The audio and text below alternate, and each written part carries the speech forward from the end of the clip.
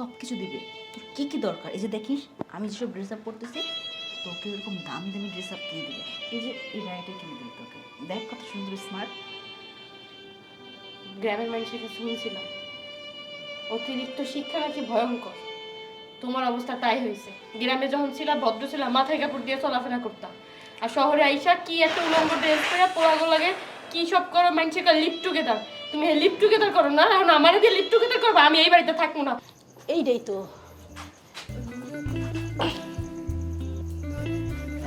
বাড়ির মধ্যে টান ফেলেছে।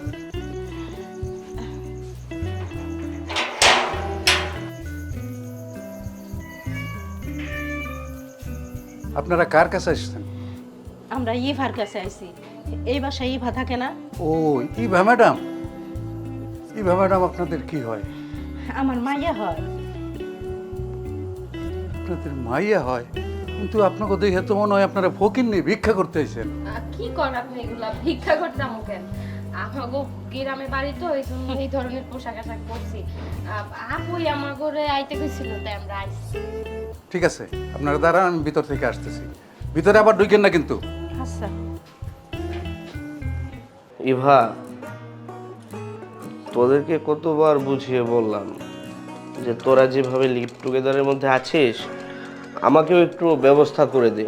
আবার তো প্রেম টেম হচ্ছে না, যার সাথেই প্রেম করতে যাই ফুচকার দোকান পর্যন্ত আসে তারপর চলে যায়।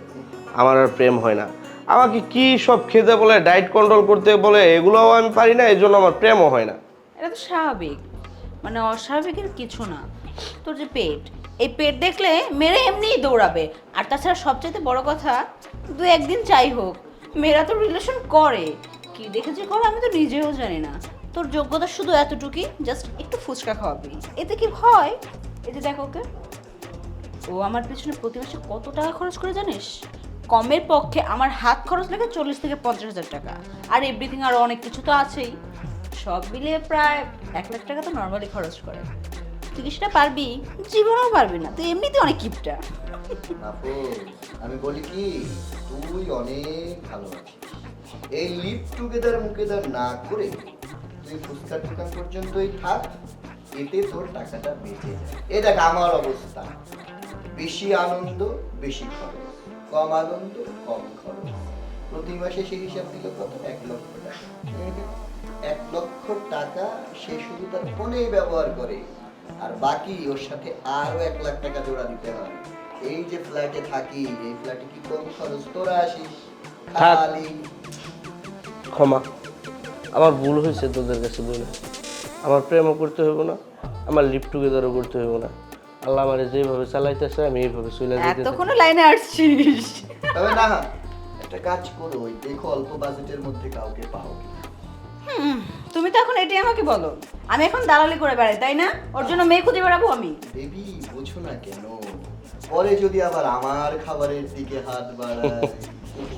না দোস্ত, তোর খাবারের দিকে কোনোদিনও হাত বাড়াবো না। আমার একটা ইনসাফ আছে না। ও এগুলো তো ইনসাফ, চোরের রাম না। যাক, খুব ভালো লাগলো কথা শুনে। ভুড়িটা একটু কমা, তারপরে দেখি তোর জন্য অল্প বাজেটে কাউকে পাওয়া যায় কিনা। চেষ্টা করবো আমরা। ওই দিন তো কি নয় সব ঘুষ দিয়ে দিলি, পানি ডাল দিল। আজকে একটু আনলালটা খাইয়া তারপর আমি ঘুমাই, তোরা এনজয় কর। টাকা তো তোদের মানি ব্যাগ থেকে চাই না, যাই আমার হিসাব আমাকে করতে আসসালামু আলাইকুম ম্যাডাম, আপনার কাছে দুইজন লোক আসছে। আমার কাছে? জি। আচ্ছা চলুন তো, তোমরা বসাটা দেখে আসি। আচ্ছা যাও, তাড়াতাড়ি এসো। এত দেরি করে কে? জানি না।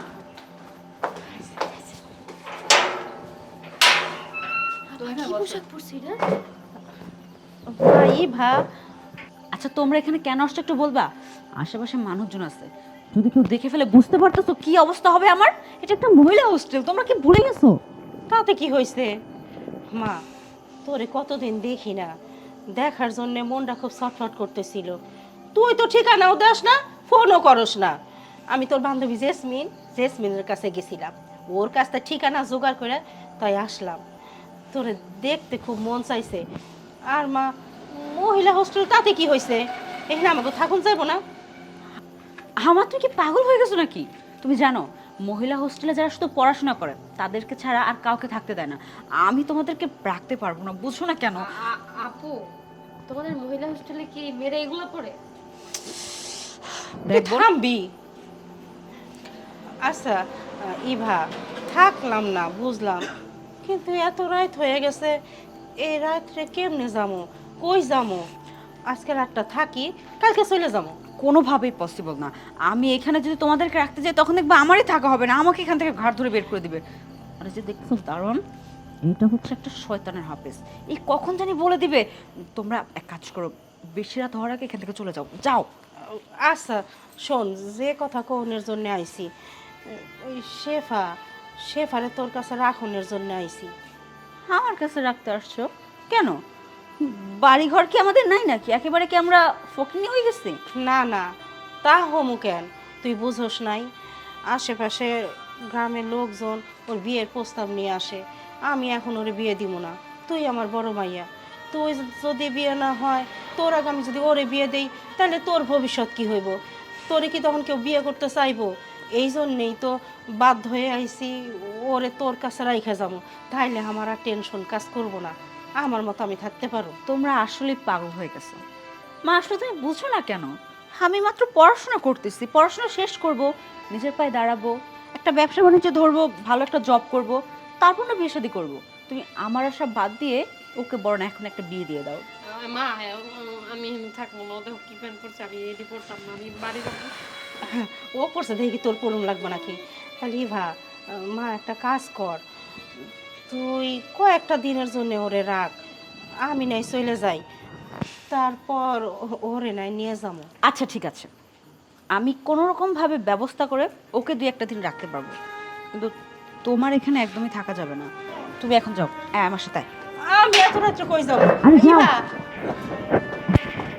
কি যে করি, এত রাত্রে আমি কই যাই?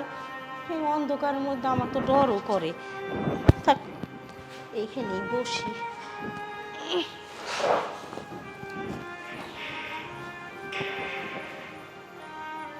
আপা, আমি তো মনে করছিলাম আপনি ইভা ম্যাডামের মা না, কিন্তু এখন তো দেখছি সত্যিই মা।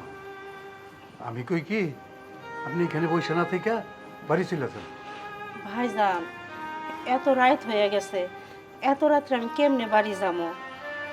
আর আমি তো রাস্তাঘাট ভালো মতো চিনি না, রাতটুকু এখানেই বসে থাকি, সকাল হোক তারপর না হয়। এইখানে বসে থাকবেন কেমন করে? এখন তো হোস্টেল। হোস্টেল তাতে কি হয়েছে, আমি তো গেটের পাশেই বসে আছি, কোনো সমস্যা হইব? সমস্যা তো হইতেই পারে। কি সমস্যা?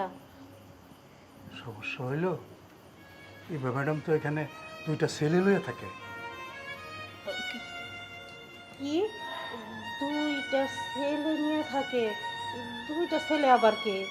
আমি তো চিনি না। ভাইজান, আমার কাছে যেন কেমন কেমন লাগতেছে, আপনি একটু আবার খুলে কত দেখি, 2টা ছেলে কে? আরে বা, 2টা ছেলের সাথে থাকে কেন? 2টা ছেলে অনেক বড় লোক তো, তারা এখানে আনন্দ ফুর্তি করে। আপনার মেয়ের খরচপত্র ওই 2টা ছেলেই চালায়। কি কইতেছেন ভাইজান? আমার মাইয়া খরচপত্র ওই 2টা ছেলেই চালায়? তাহলে আমার মাইয়া, না না, এইটা কেমন করে হয়? আমার মাইয়া এই কাজ কেমনে করে? না, আমি তো এটা বিশ্বাস করতে পারতেছি না ভাইজান। তাহলে আমার ছোট মাইয়া? ছোট মেয়ের আপনি ইচ্ছা করলে নিয়েও যেতে পারেন, ইচ্ছা করলে রাইখাও যেতে পারেন। না না, আমার মায়ের আমি খারাপ হইতে দিব না, আমার ছোট মায়ের নিয়ে আমি চলে যাবো এখান থেকে। আমার বড় মায়ের খারাপ হয়ে গেছে, আমি বুঝতে পারছি, আমি আমার ছোট মায়ের জীবন নষ্ট হইতে দিব না। আমি এখনই দাঁড়ান দাঁড়ান, আপনি দাঁড়ান। আপনি চাইলেই এখন ওখানে যাইতে পারবেন না। আপনার মাইয়া যখন বাইরে হয় তখন আপনি ওকে নিয়ে যাবেন। ভাইজান, ভাইজান আমার দয়া করেন, আমার মায়ের দ্বারা মায়ের করে দেন। ওয়াল্লাহ, আমি এখন বিপদে পড়লাম, আমি ছোট মায়ের বাঁচাইতে এসে তার জীবনটা নষ্ট করে ফেলাইলাম। ভাইজান, ও ভাইজান, একটু জান না ভাইজান, আমার ছোট মায়ের দ্বারা নিয়ে আসেন, আমি ছোট মায়ের নিয়ে চলে যাবো, এখানে এক মুহূর্ত দাঁড়াবো না। আল্লাহ, বিপদে ফেলাইলা ও ভাইজান। আপনি বসেন, আপনার ছোট মেয়ে আসবে এখানে। দেখ তোর কাছে যেটা ভালো মনে হয়। বস। আপু এটা না মেয়েদের হোস্টেল, ছেলেরা থাকে। মানে এই হোস্টেলটা ওনাদের, এর জন্য ওনারাই থাকে। আমার ছোট বোন। মুরগি। আচ্ছা আচ্ছা, বাহ, তোমার ছোট বোন তো দেখতে একদম তোমার মতো। আমার থেকে অনেক সুন্দর। ও, এটা তোমার বোন, দেখতে কিন্তু একেবারে তোমার মতোই। কি বলো, আমার থেকে অনেক সুন্দর আমার বোন, মাশাআল্লাহ। আচ্ছা আব্বা, ওনা এখন থেকে এখানেই থাকবে কিছুদিন। আসলে আমাদের বাসায় একটু প্রবলেম হওয়ার কারণে ওকে এখানে নিয়ে আসছি আমি। খুব ভালো করেছো, খুব ভালো করেছো। এতক্ষণ তো আমরা এই গল্পই করছিলাম। কিরে মাহফুজ, আমাদের সাথেই থাকবে তাহলে? তুই আর এই ঘন ঘন এই বাড়িতে না এসে থেকে যা। তুই যেটা ভালো মনে করিস, তুই আমার বন্ধু, তুই আজ পর্যন্ত আমাকে যে কথা বলেছিস আমি কি কখনো ফেলে দিতে পেরেছি? তাহলে তো হলোই, মিয়া বিবি রাজি তো কিয়া করেগা কাজী। রাজি মানে কি হবে এখানে? আরে আর ও ছোট মানুষ, এত কিছু বুঝে না। আরে তেমন কিছু না, মানে ওরা বলতেছে যে আমি এখানে থাকি, মানে একদম রিল্যাক্স, কোনো সমস্যা নেই, তুই একদম নিশ্চিন্তে থাকতে পারিস এখানে, এটাই বলতে। আমি একটু খুলে বলি, হ্যাঁ। মানে ব্যাপারটা হচ্ছে, আমরা যারা ঢাকাতে থাকি, যেমন তোমার বোন যখন গ্রাম থেকে ঢাকাতে আসে, তার তো একটা গার্জিয়ান দরকার ছিল, তাই না? তার তো কিছু টাকা পয়সার দরকার, আর ধরো এখানে তো সেফটির জন্য একটা পরিবার দরকার হয় না? আমরা তোমার বোনের পরিবার, আর তোমার বোন আমার আন্ডারেই থাকে। এই ফ্ল্যাটটা বলতে গেলে আমার না, আমাদের সবার, বন্ধু বান্ধব সব মিলে এখানে আড্ডা দিই, আর রাতে শুধু তোমার বোন আর আমি থাকি। আর এখন থেকে আমরা 4 জন থাকবো, মজা হবে আরো। আপু, আমি তো ভাবছিলাম তুমি মেয়েদের সাথে হোস্টেলে থাকো, তো এখন যে তুমি একটা ছেলের নিয়ে অবৈধ সম্পর্কে লিপ্তেছো, এটা তো জানতাম না। আরে ঢাকা শহরে এগুলো হয়েই থাকে। আর বুঝিস না, একটু বোঝার চেষ্টা কর।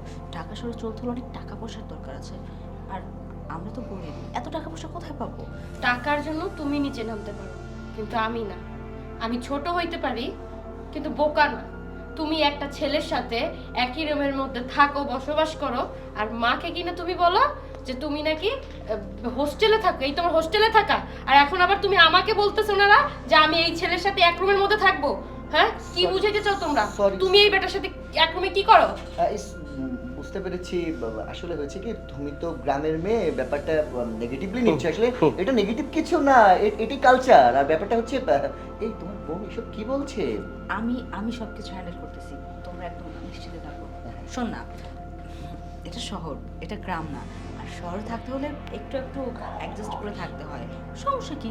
আমরা টাকা পাচ্ছি, বাড়ি পাচ্ছি, গাড়ি পাচ্ছি, এনজয় দ্য পার্টি। সমস্যা কোথায়? আমাদের এখন সমস্যা দেখতেছি না। তোর যখন যেটা লাগবে সব কিছু দিবে। তোর কি কি দরকার, এই যে দেখিস আমি যেসব ড্রেস আপ করতেছি, তোকে এরকম দামি দামি ড্রেস আপ দিয়ে দিবে। এই যে এই বাড়িটা কিনে দিতে, দেখ কত সুন্দর স্মার্ট। গ্রামের মানুষের কাছে শুনছিলাম অতিরিক্ত শিক্ষা নাকি ভয়ঙ্কর। তোমার অবস্থা তাই হয়েছে। গ্রামে যখন ছিলাম ভদ্র ছিলাম, মাথায় কাপড় দিয়ে চলাফেরা করতাম, আর শহরে আইসা কি এত উলঙ্গ ড্রেস পরে পোড়ানো লাগে, কি সব করো, মানুষের লিপ টুগেদার। তুমি লিপ টুগেদার করো না, এখন আমার দিয়ে লিপ টুগেদার করবো? আমি এই বাড়িতে থাকবো না, তো প্রয়োজন পড়লে মারে নিয়ে এই রাইতে বাড়িতে চলে যাবো, তাও তাই না? আরে শেফা, সর্বনাশ, এখন তো মায়ের সব কিছু জেনে যাবে। দোস্ত, এই মায়া তো এখন আলিফ লাইলার যুগে পড়ে আছে, আধুনিক হইতেই পারে নাই। কপাল আমাদের খারাপ না, কপাল তোর খারাপ। যাই হোক, দেখো তোমার বোনকে কিভাবে ম্যানেজ করবে। এত কিছু দেখতে পারবো না, যা হবে হবে। আচ্ছা, একটু লাল পানির ব্যবস্থা কর, অর্ডার দে।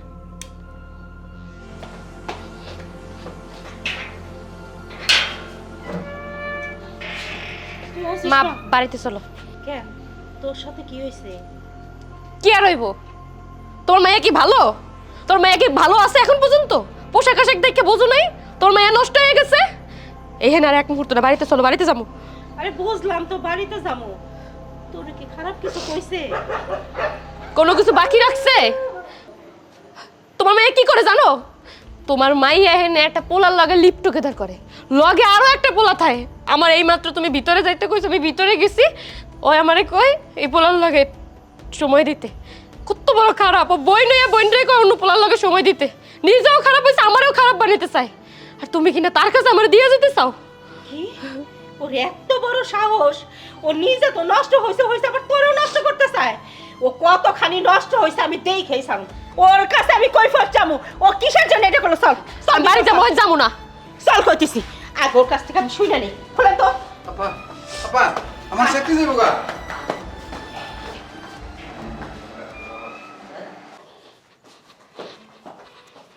কি রে ভা, তুই নিজে নষ্ট হইছস হইছস, আবার আমার ছোট মায়েরও নষ্ট করার জন্য চেষ্টা করতেছিস। আচ্ছা চুপ থাকেন, আমার বাসার মধ্যে আমি কোনো অশ্লীল কথা শুনতে চাচ্ছি না। এই এবার আমার কিন্তু এসব নোংরামি পছন্দ না। নোংরা পরিষ্কার করে বাড়ি থেকে। আমার ড্রিঙ্কস করার সময় হয়েছে। আচ্ছা তোমার সমস্যা কি বলো তো? তোমাকে আমি বললাম না তুমি এখানে আসবে না, আমার কোনো কথাই তুমি শুনলা না, এখনো রাগ করছে। তুমি বুঝতে পারতেছো এখন কি হবে? তোর যা খুশি তাই হোক, তাতে আমার কিচ্ছু যায় আসে না। তোরে আমার পেটের মেয়ে ভাবতেও আমার অবাক লাগতেছে, আমার ঘৃণা হইতেছে। আমি অবাক হয়ে গেলাম, তুই এতটা খারাপ হলি কেমনে? এই তোরে আমি ঢাকা শহরে পাঠাইছি কিসের জন্যে? পড়ালেখার জন্যে। তোরে তো বলি নাই আমি খারাপ হইতে, বলি নাই যে পতিতার খাতায় নাম লেখাইতে। তুই এতটা খারাপ হইছস, একবার আমার কথা, তোর ছোট বোনের কথা মনে পড়লো না? উফ মা, দেখো এটা ঢাকা শহর, এটা তোমাদের গ্রাম্য খ্যাত পাও নাই যে তুমি চিৎকার চেঁচামেচি করে পুরো গ্রাম মাথায় তুলে ফেলবা। এখানে কথা বলতে হলো না, একটু ভেবে চিন্তে কথা বলতে হয়। এটা মাছের বাজার পাও নাই তুমি, একদম চুপ থাকো। তোমার সব জ্ঞানমূলক কথা আমার একদমই ভালো লাগতেছে না, বিরক্ত লাগতেছে। এত কথা না বাড়িয়ে তুমি তোমার ছোট মেয়েকে নিয়ে চলে যাও। যামো, তবে তার আগে তোর সাথে সম্পর্ক নষ্ট করে যাবো। তোর মতো মাইয়া আমার দরকার নাই, যে মাইয়া কিনা ঢাকা শহরে অন্য ছেলের সাথে সম্পর্ক কইরা টাকার অহংকারে এইসব পোশাক পরতে পারে। সেই মাইয়া যারও কত কিছু করতে পারে, কত নিচে নামতে পারে, এইটা আর বোঝার আমার বাকি নাই। বুঝবা কেমনে? বুঝার তো কোনো উপায় নেই তোমাদের। এই যে আমি ঢাকা শহরে আসছি, পড়ালেখা করতেছি, তুমি জানো আমার এই পড়ালেখার পিছনে কত কত টাকা খরচ যায়? দাও, কোনো মাসে কি আমার পড়ালেখার পিছনে একটা টাকা খরচ দাও? উল্টা আমি নিজে চলে পড়ালেখার খরচ চালিয়ে তোমাদেরকে টাকা পাঠাই। এই ছোট বোনটাকে মানুষের মতো মানুষ করার জন্য কত টাকা দেই, তুমি নিজে ভালো মতো চলতে পারো। কেন আজকে যদি আমি ওদের সাথে সময় না কাটাইতাম, এইসব ড্রেস আপ না করতাম, এগুলো না করতাম, জীবনে করতে পারতাম? আমি নিজেও পড়ালেখা করতে পারতাম না, আর তোমাদেরকেও চালাতে পারতাম না। যা করেছি তোমাদের কথা ভেবে চিন্তে আমি করেছি। আপু, ইজ্জতের সামনে টাকা কোনোদিন আসতে পারে না।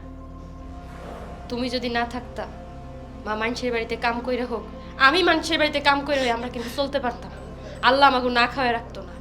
কিন্তু তুমি নিজের ইজ্জত বিলাইয়া দিয়া লেখাপড়া শিখতেছো। তোমার কি মনে হয় ভালো কোনো পোলায় তোমারে বিয়ে করবো?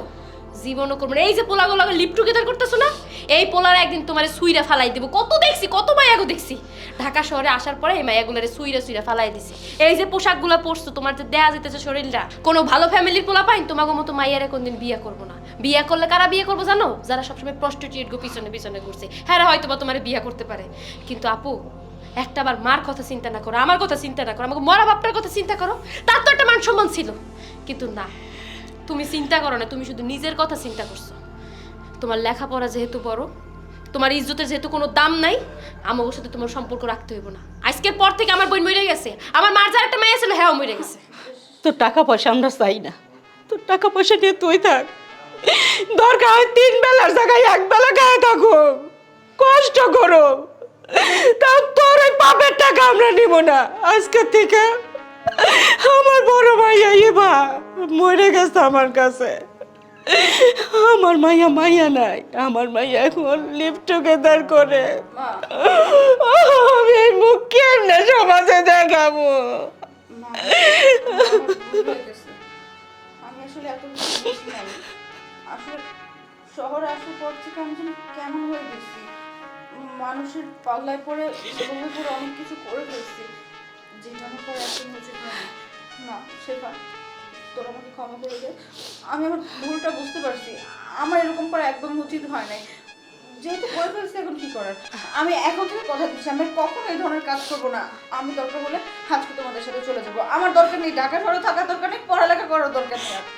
মা, আপু যেহেতু আপুর ভুল বুঝতে পারছে, এই বেয়াদব কাছে আপুর রেখে গেলে ওর জীবনটা নষ্ট হয়ে যাবে। কেউ জানার আগে আপুর আমরা বাড়িতে নিয়ে যাবো। আমার মাইয়া আমার কাছে থাকবো, আমি কাম করে তোকে চালাবো, তোকে ভালো করে বিয়ে দেবো। এই পরিবেশ থেকে এক্ষুনি আমাকে সাথে চল। হ মা, আমি এখানে আর একটা সেকেন্ডও থাকবো না। চলো আমরা এখান থেকে চলে যাই। চল